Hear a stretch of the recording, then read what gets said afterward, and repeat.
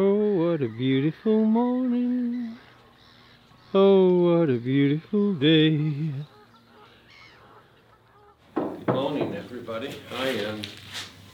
This is a Saturday, and I've got a couple of things I like to catch up with on a Saturday if I can. And this is a new chair that I've been working on, a new design, and I'm really happy, reasonably happy with the way it's come out, or coming out.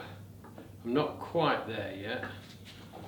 I've got some things I've got to solidify on the angles of things, but I am happy with the weight of it. Ooh, it's so lightweight currently, and that's what I liked about it. And so I have made a couple of mistakes on it that I'm working on, but none of it's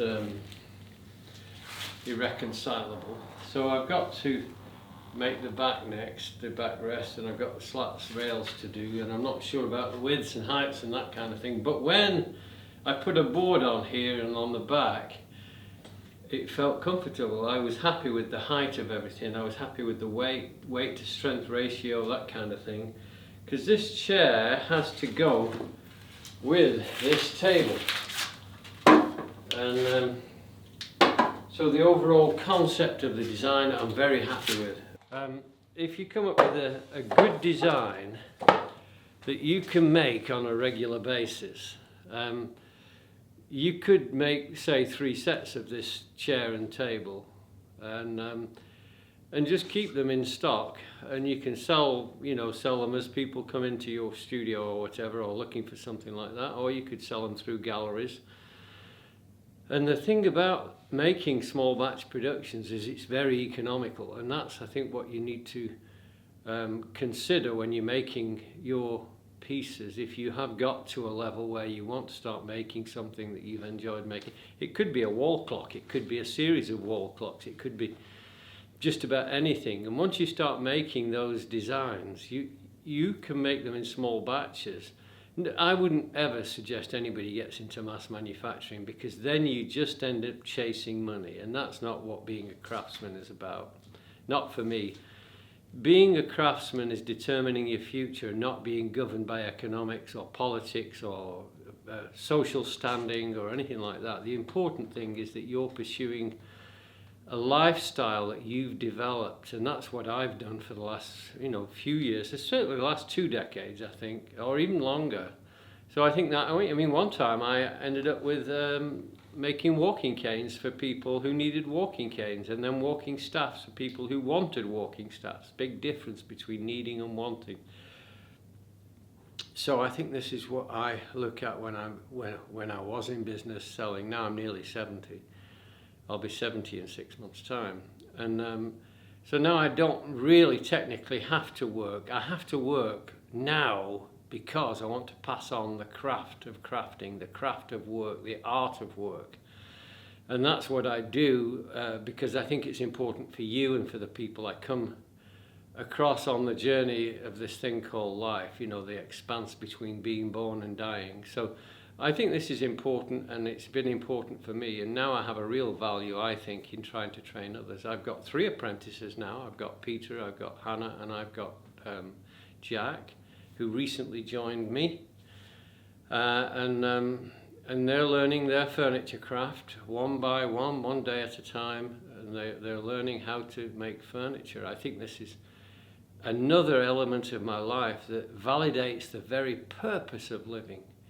Is validated by who you are in relationship to others. It's not just self-seeking. It's not, hiding yourself away in some part of the... you can do what you want, but I think it's to do with relationships and people are so important. So I'm going to carry on with my development here.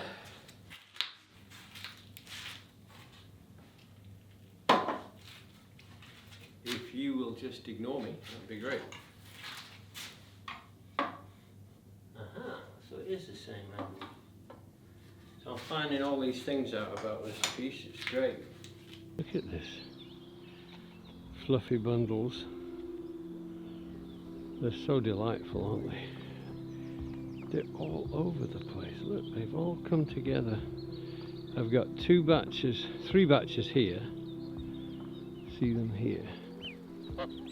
They're so lovely, aren't they? And then over here, stretching their necks out, ready to attack.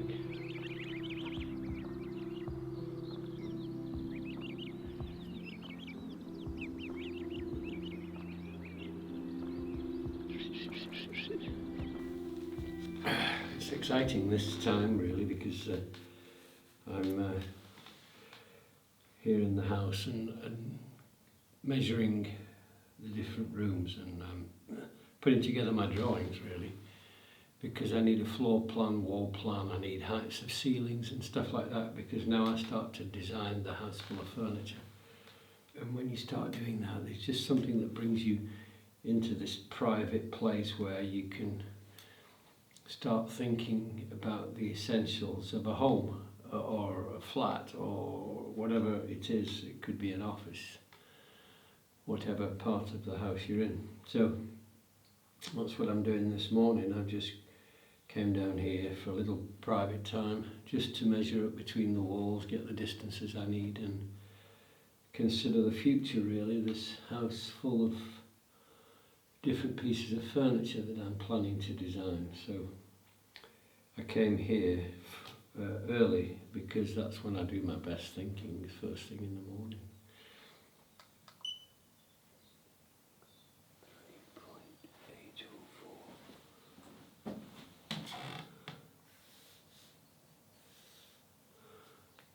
I thought you'd like to see my potatoes growing. They're growing pretty well. I've got 3 rows there, and then this whole bed here on the right is now potatoes. And my onions are doing well too, as you can see. So a couple of little tricks here. These are my end pieces. And these 2 are my side pieces. That's a spare.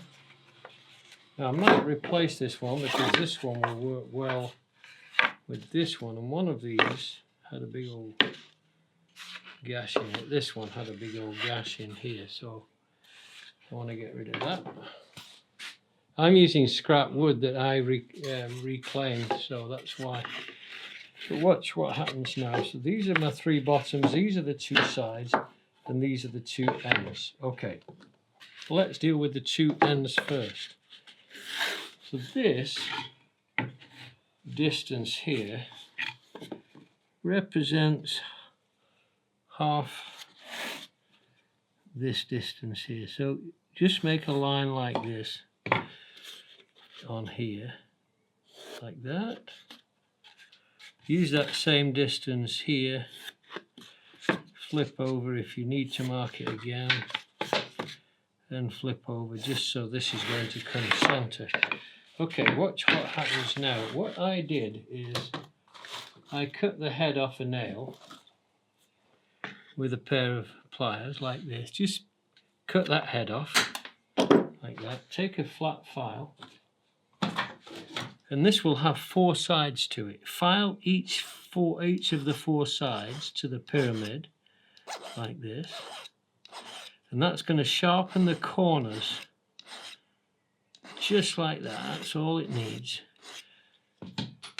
I've already installed this one into my drill driver. So here on the lines, put the drill like this. 1,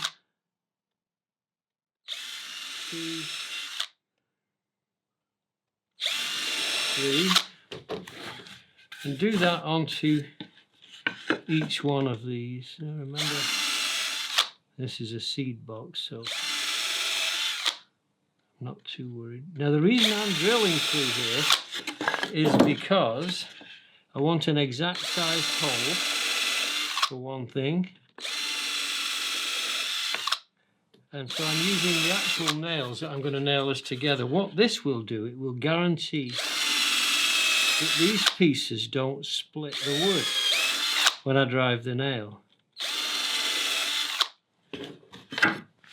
Okay, upend one of these in the vise, if you've got a vise.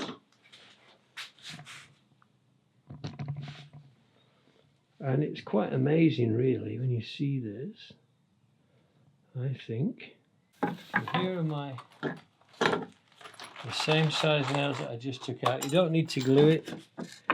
And you can use whichever side of the box you want. I kind of like the rough sawn outside, the one that I just sawed. It looks nicer. So I put these here. Use those holes that you just bored and drive that nail. No splitting. It's wonderful, this, isn't it? So you learned something today, didn't you? Okay.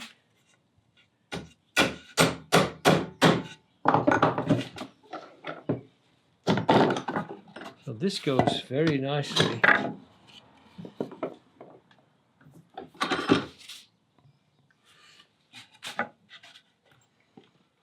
It's so simple, and it just saves that, that splitting that you normally associate with nailing your wood together. And this is very quick to make because I want to get my seedlings in. I avoid plastic like the plague nowadays. I think most of us are.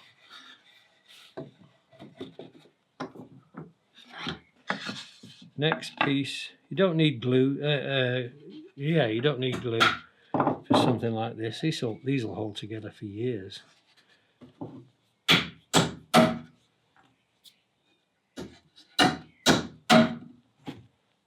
No splitting.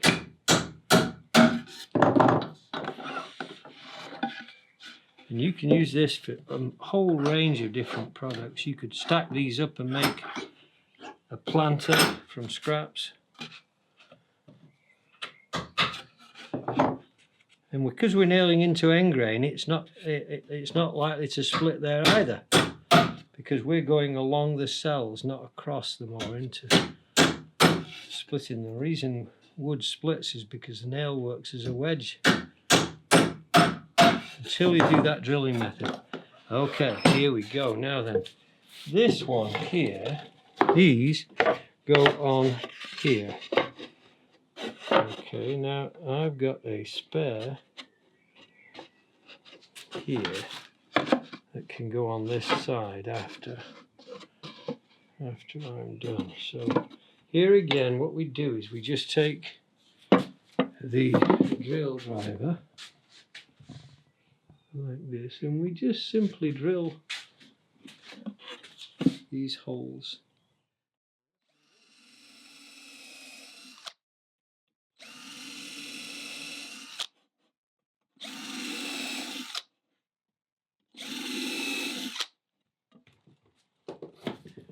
And then we drive that nail. Sorry about the noise, guys.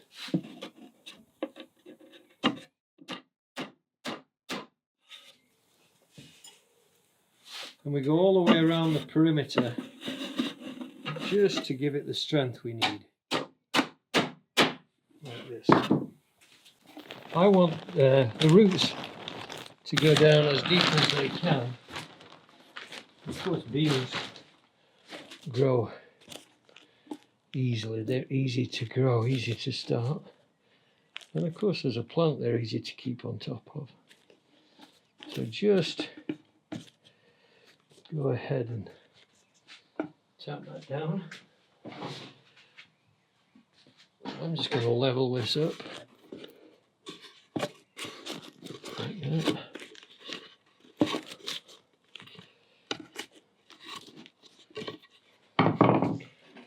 And I'm going to take the seeds. I already planted a tray of them, so just take these now and pop them in the soil.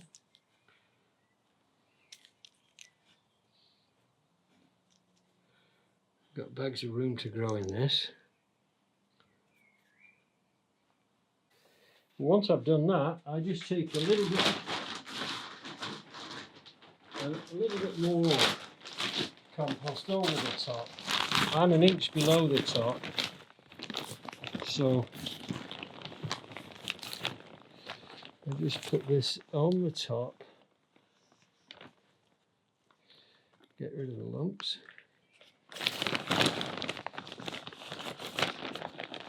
That means my seeds are about an inch down.